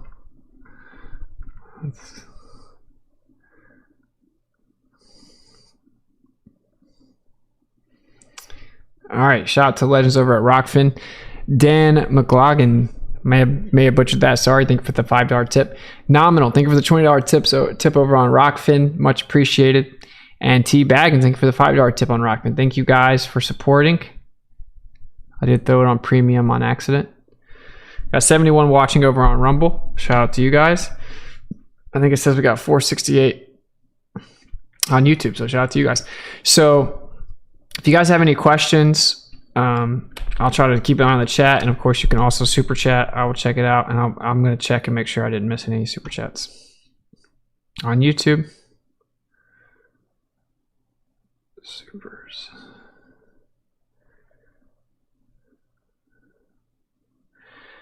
Why do people wake up from Santa but not the globe? Well, there's just a lot of societal ostracism and people. I seriously, my theory is that people are suffering from childhood trauma, right? And we were all traumatized with how we were born. And a lot of people, they feel like they weren't really accepted by their family or their friends or at school or their football team or whatever it is, girls. Because really, there aren't many females that like hate flat earth. You know, when I talk to females, certainly like prettier ones that are kind of like confident with themselves, like they don't freak out about flat earth, bro. They're like actually very chill about it. It's just like really angry men, and maybe they were never good with girls or something. I don't know. I'm sure there are exceptions. There are some people that are probably not bad with girls, they just don't care. And then there's probably the rare person that, although they really pretend to have it all together, they actually have very fragile egos. And I'm not trying to be ugly. I'm just saying, like, to have some type of volatile reaction to this discussion is weird to me. Let me come over here. Let me just grab this. All right. I probably could have done that smoother. Sorry.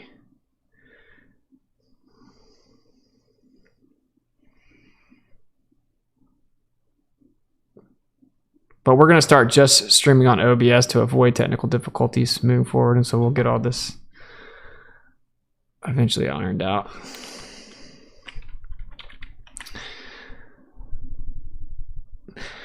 So, yeah, and I'm not particularly satisfied with this. I know you can't really see the sign, so I'm going to try to find a way to see it better. Or maybe I'll have to try to save up and get another one.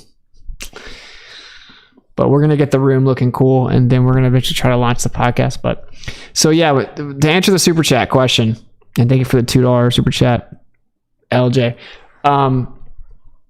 I think that people are just, they they maybe have built a name for themselves covering different subjects, certainly public figures, and like giving any type of credibility to quote unquote flat earth. It's just, it runs the potential of undermining and jeopardizing everything else they've talked about, or their credibility with everything else. And people just aren't willing to do that. That's why I'm actually in a very comfortable position, because I don't have to worry about that. So yeah, I think that's what it is. It's much different, right? It's socially acceptable to let go of Santa. 500 DOPRD. I don't know what that is. Can anyone tell me in the chat? What is that? What is DOPRD? I don't know. Can you touch on what's happening in the YouTube NASA live video where the view transitions from space to Earth clouds? Looks super fake, but I don't know why they would show that. I'm not sure exactly what you're talking about. It's a little too vague because they have so much content, to be honest. But I would need a specific video or something to comment on exactly what's happening. Like they're faking it, and they probably have some high altitude footage of like altitude balloons and planes. And I think you can actually even put some stuff pretty high in the sky.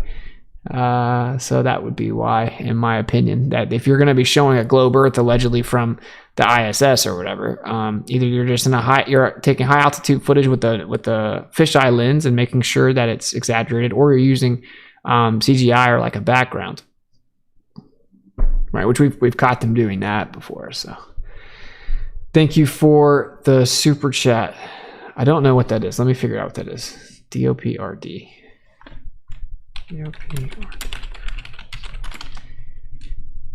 Okay, 0.018. So that was Dominican Republic. So $8.79, $8.79. Thank you for the tip on YouTube. And then I want to debate you about the deity of Christ, digital wilderness. Thank you for the $5 tip.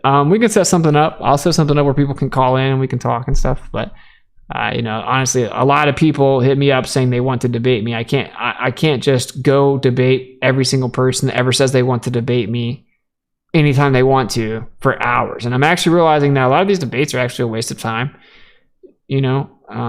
I'd much rather have like engaging, productive conversation that's not hostile. I'm not saying I won't debate you about that. We can have a conversation about it, but there are so many people that hit me up and they're like, well, let's set up a debate. I'm like, okay, I'm always in Discord or whatever. And then they run around saying I'm scared to debate them or something. It's like, you guys act like I should. You guys know how many bills I have that I can't pay because I'm doing this? Like this. Like I'm supposed to just be on call perpetually. I'm not talking to you specifically, but people act like I should just be on call perpetually. Anytime someone says they want to debate, I should drop everything I'm doing and go debate them for 3 or 4 hours for free. It's just ridiculous. I'm not doing that anymore. I'm not doing that at all. It's just ridiculous. But we can discuss it. Yeah. I mean, yeah. Yeshua specifically said that the Father is above him and gave him all the authority that he has. AP, I fell asleep before you answered my question last night. If you ended up getting to it, what do you think about those plasma rings made in a glass bulb? Do we know all the properties of plasma or how to manipulate that state? What do I think about the plasma rings made in a glass bulb? I mean, plasma is just ionized gas, so I mean, this is a pretty deep question if you're going to get into what is plasma, what is gas. I think it's all different modalities of the ether, and as you begin to change the vibration, which is what charge is, then you begin to change the different material state, and I think that's even what matter itself is. I would say matter is condensed light. It's all the same thing.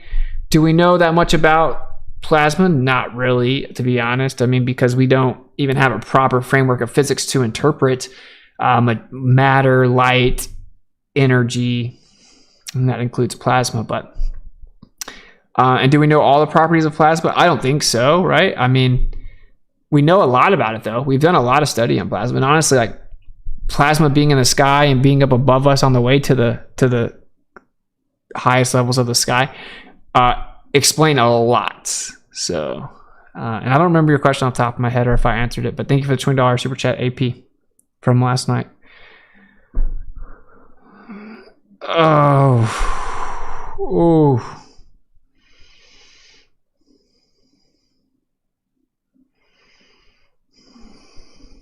Okay, well, I didn't...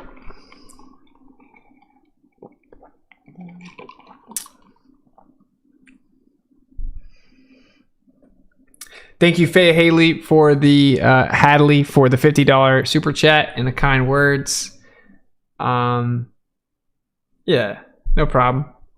Yeah, it does take a bit of time to put into these presentations and stuff like that, and so I have to figure out a way to start making some money, or I can't feasibly do it. But thank you for the appreciation. It is appreciated. Your appreciation is appreciated, and so is the support. Thank you so much. Lofinoil. Thank you for the $10 super sticker. Much appreciated. Let me double check Rockfin here. Leland Wilt, thank you for the $5 tip on Rockfin. Much appreciated. And is Rumble rocking out? It's not really showing me a ton on Rumble, so I don't really see any. I definitely don't see any super chats on Rumble. Definitely follow me and sub on Rumble, though, if you don't mind. Because we are going to do a zombie stream in the near future, and I'm gonna run through OBS. Are we like glitching? I'm gonna run through OBS and cover the Israel situation a bit, maybe again, just not redundantly, just some more stuff, and kind of wrap that up where it doesn't glitch out. Because we found out StreamYard can't be trusted, and OBS is going to run smooth. So, and there's just a bunch of different stuff we can't really talk about on YouTube. So definitely go to rockfin.com/WitsitGetsIt, and you want to sub or follow through there. And because I don't know how legit Rumble is, I think Rockfin's been proven to be a little bit better with censorship, but I think they're both pretty good. Sorry, I'm kind of occasionally lagging. But I just decided to use my phone for the camera. So you can go to rumble.com/WitsitGetsIt, or you can go to rockfin.com/WitsitGetsIt, and the link is in the description for both. Seems to be working. Nice. Because we're going to start talking about a bunch of censored subjects. You definitely don't want to miss the zombie stream. That may be tomorrow. It's just like I have to try to figure out something to make money. And so I can't just spend many hours making streams every day or anything like that. You know, most streamers, they just go live and they sit back and they just talk. And then, you know, if they just talk about degenerate, non-important things, they make like millions of dollars.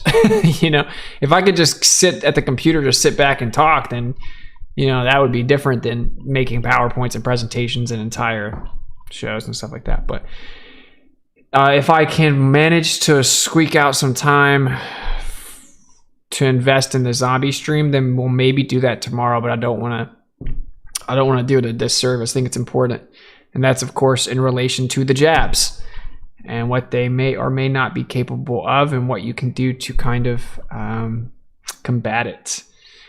And then I think we may be having Steven Dragon back on Friday. I have to actually reach out to him, confirm that day. I think he is good for that day. And we'll be talking about the benefits of fasting, our upcoming winter community fast, which is going to be awesome. Maybe some testimonies about people with their blends. So, someone had arthritis for 20 years, and it went away when they did the fast with the blends. And the blends, of course, being the electrolyte blends. We had some international shipping issues and stuff that everything got ironed out. Now everything's A1 with the Dragon blends at Etheric State, and the link to that is in the description. So you guys should definitely check that out if you haven't tried that. It's very cool. If you do want to do intermittent fasting or fasting, you all of a sudden start losing weight. All of a sudden your skin may clear up. You might start sleeping better. People got rid of restless leg syndrome. They got rid of arthritis, joint pain, all kinds of things by at least doing intermittent fasting and drinking those blends. We have the activated charcoal blend. We have the fire and coal, which has cayenne, which is really good for blood circulation mixed with the charcoal. And then we have just the cayenne, the fire blend, and of course it has the salt and everything in it. And I wouldn't have anything to do with it if I didn't personally try it and be able to attest to it. It's just very good at hydrating you, and if you're fasting, you're not really hungry. So it's very cool. Definitely check out the blends. We finally got everything set up there, so the link's in the description. EthericState.com. yeah, and we're gonna do a community winter fast, and we had some really good success stories with the first one, so you guys want to check that out. The message was retracted, but thank you for the $4.99 super chat. Not sure what happened to it.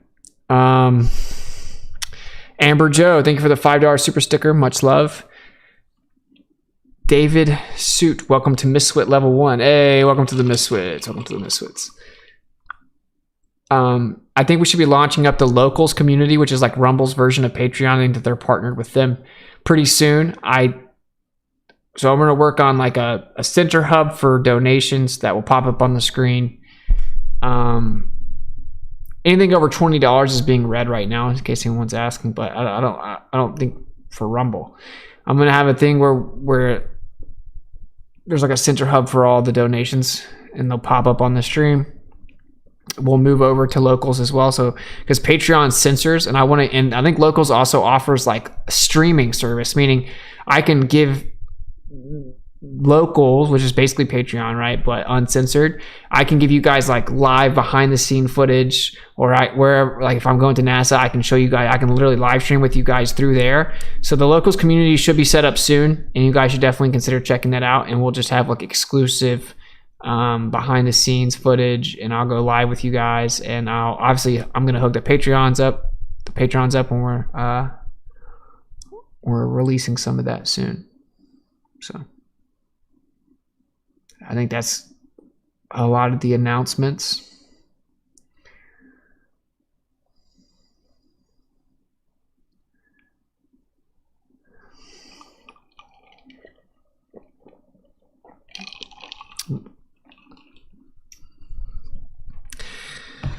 Well, okay. I think maybe we can get out of here. I have a lot of stuff I need to do. I hope that you guys enjoyed the stream. Yeah, that's about it. We got the locals community soon. Announcing the merch soon. Trying to work on that. That's a whole thing, but trying to work on the merch. If you don't notice, we actually, my boy Toby uploaded a couple YouTube shorts. We're going to start trying to upload some shorts, I think, and some content on TikTok and IG and stuff like that. So keep an eye out for that. I may pronounce your name wrong, but Riz Wanden, thank you for the $10. It says Australian, maybe. Love your work, mate. Any tips on breaking the true earth topic to my dearest friends who are open-minded? Something I've struggled with in my past. Keep up the good work. I trust you with all my heart. Thank you so much for the support. And I would say try to get it where they're curious. Like make it seem like you're not really trying to convince them. You know, like make them want to be a part of the cool kids club or sit at the cool kids lunch table, basically, is how I would say. That's what I've learned. Kind of pique their interest and make them want to ask you questions. Like, oh, maybe flat earth's not for you, you know. And I think I am gonna launch so many people have asked me to do this.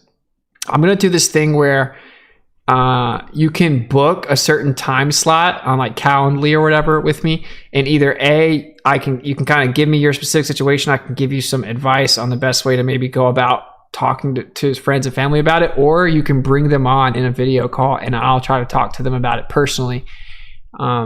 I think that's what we're going to do, because people keep asking for that. So like let people like book like quote unquote consultations.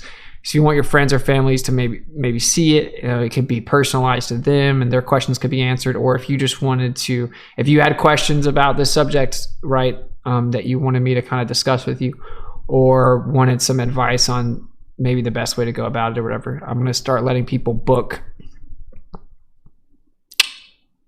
consultations. So keep an eye out for that. Lisa, well, thank you for being a Miswit level 3 legend for 12 months. Much love. Very cool. Very cool. And we're going to do stuff for the YouTube members too. I think what I'm going to set something up where once you reach a certain amount of time being a Miswit, like you got to get some type of love, right? You got to get some type of, like 13 months, like 12 months, you've been a Miswit for a year. What a legend. And a level 3. So I'll try to work on that. Like there's just so many things. I'm just trying to get everything ironed out. And I really want to get to where I have to start having a team help me edit these videos and stuff. So I'm looking for that. Anyone that has actual experience with editing, designing, and wants to help out, holler at me. And basically my offer is if you'll do, you can try it out for free. And if I think your content's good or you're helping, get the videos out there and they're kind of getting some traction, we'll work out something financial. Once there's actually some money made off of it, I'll cut you guys a percentage. So anyone that's got experience doing anything like that, or I'm going to be very blunt and honest though. If I think that the videos aren't good, I'm not going to post them. I'm sorry. And that's why there's got to be a little bit of a trial period. Anyone thinks they have some cool ideas for Miswits logos or merchandise or anything, guys can shoot them to me on Telegram or witsit@protonmail.com. And I'm looking for a team of people, and eventually I want to launch the podcast, and I'll need a team of people to help with that, and just kind of help with overall content production. But you guys get it. Just message me with that in the subject of the email. Let me come back over to Rockfin. I don't want to miss you guys. We're good there. I don't see. Sorry if I'm missing. I don't think there's anything on Rumble though. But I don't see anything. All right, cool. I'm gonna wrap this up. So this was Schooling Globers episode 20. Like I said, definitely go to the description, get to Rockfin and Rumble. We're gonna start talking about a lot more censored content instead of just kind of staying on. Got subscribed on Rumble. Let's go. Next Level Solutions HVAC. Welcome to the Miswits. Let's go. Member for 14 months. Question the answers. Thank you for spreading so much truth, fam. Thank you, brother. Fam. I think you guys can hear when they're reading it, right? Thank you for being a Miswit. Level 2 for over a year. Very cool. We'll have to have like a year club or something, a year club, and then we'll have to create some things for higher levels, tiers and stuff like that. But yeah, anyone that's been a Miswit for over a year, you got to get some love, and we'll start creating like different. Maybe we'll have like parties or something. We'll have like a little Miswit VIP party, and then I'm going to show love to the patrons, and we're going to launch locals. So we're going to have a really cool community come in. We're the Miswits. That's what we're called. I've decided just to go with that. I might even name the podcast that. We'll have some merch and stuff, and yeah. I think that it's time that we have to step up the content and go viral and make well-edited videos. I really want a really nice camera, because like quality of content is something that this community is definitely missing out on. But so there's kind of my vision right now. And if you want to support me, a good way to do it and also just get really good value is to grab some of the blends. And stay tuned. I think we're going to try to get Steven to come on this week, and we'll break some of that down and talk about the benefits of the fasting and the upcoming fast and the blends. And then, of course, other things as well, such as trauma and kind of facing that and bettering yourself and understanding where to put your energy and stuff. So it should be cool. That was a well-received initial stream. It does work, the fasting. Someone said they had arthritis for 20 years. It went away, bro. So pretty cool. And I will say that the blends are very cool. Like even intermittent fasting, it helps so much. I'm so used to not eating, like to intermittent fasting at this point. I've been working out kind of hard, and I need to start eating more. But I think that's still within a specific hour, window. Blends link. Yeah, well, I think I said it twice, so that'll make it weird. Do we have to sign in blood? No, not this time. Are the Witbits flat earth? It's Miswits, man. Miswits, like misfits. Just truthers in general. Well, shout out to the legends over in Rumble, and we're gonna pop off a pretty crazy stream about the jabs here soon. So definitely stay tuned for that. And then a lot of people are wanting the ether stream to be redone, and we'll do that soon. So hopefully I'll have time for one of those, to put one of those two streams together. I have so much other stuff I need to try to do, but that's why I need to get out of here, because I got to get up really early to work out if I'm gonna have time to do all that other stuff. But hopefully I can get the ether or the zombie streams ready before tomorrow. If not, maybe he can jump on tomorrow, and then I'll have a couple days to put together that stream while I'm trying to do the other stuff. I don't know. Anyway, we should have streams the next 2 days. And the ether stream and the zombie stream is at the top of the list. And we have some other forbidden subjects that we'll be covering soon. So like I said, just definitely get on over to Rockfin and Rumble, so you'll be ready for that. and we'll ensure the good quality. All right, I'm being somewhat redundant now. I think that I've kind of given you guys all the housekeeping. If anyone's interested in helping launch the podcast, or even just like donate by way of talents that they have, if they think they could help run the podcast or anything like that, any types of connections, anyone that thinks they have some good connections on some used like professional cameras, stuff like that, because I also want to go out on the streets and have like really high quality footage talking to people about all kinds of stuff. So I'll need like a camera guy. I'll need a really nice camera, so we can actually step up the content, and also to audit NASA as well. So just a lot going on. I'm going to try to create a website where you can stay completely updated with everything there, instead of me having to do this at the end of the stream. So anyone that wants to kind of be a part of the Miswits team and help with a bunch of this stuff, holler at me. And if you start doing good, then we'll work out a way that everyone can kind of eat, and we'll try and get the truth out there. All right, cool. I think we're good. I think we're caught up on all the stuff. My eyes, dude, are getting heavy.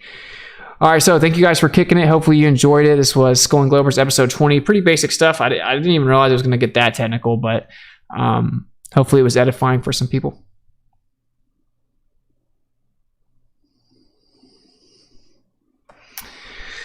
Cool. All right. So you can speak truth unequivocally. I think I have everything queued up. So you can speak truth unequivocally. The weak find contentment in the consensus of ignorance. So who cares what other people think? They're always going to attack you. Links to support in the description.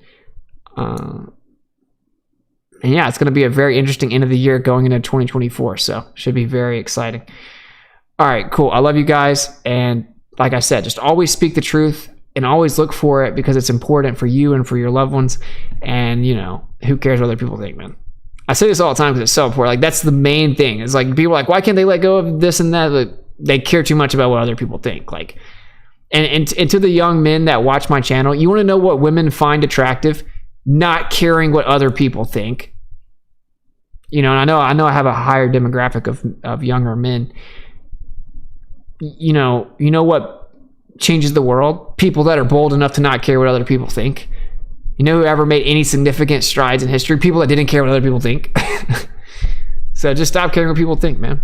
Because what's popular is rarely true, and what's true is rarely popular. All right, I'll catch up with you guys tomorrow. Much love. Peace.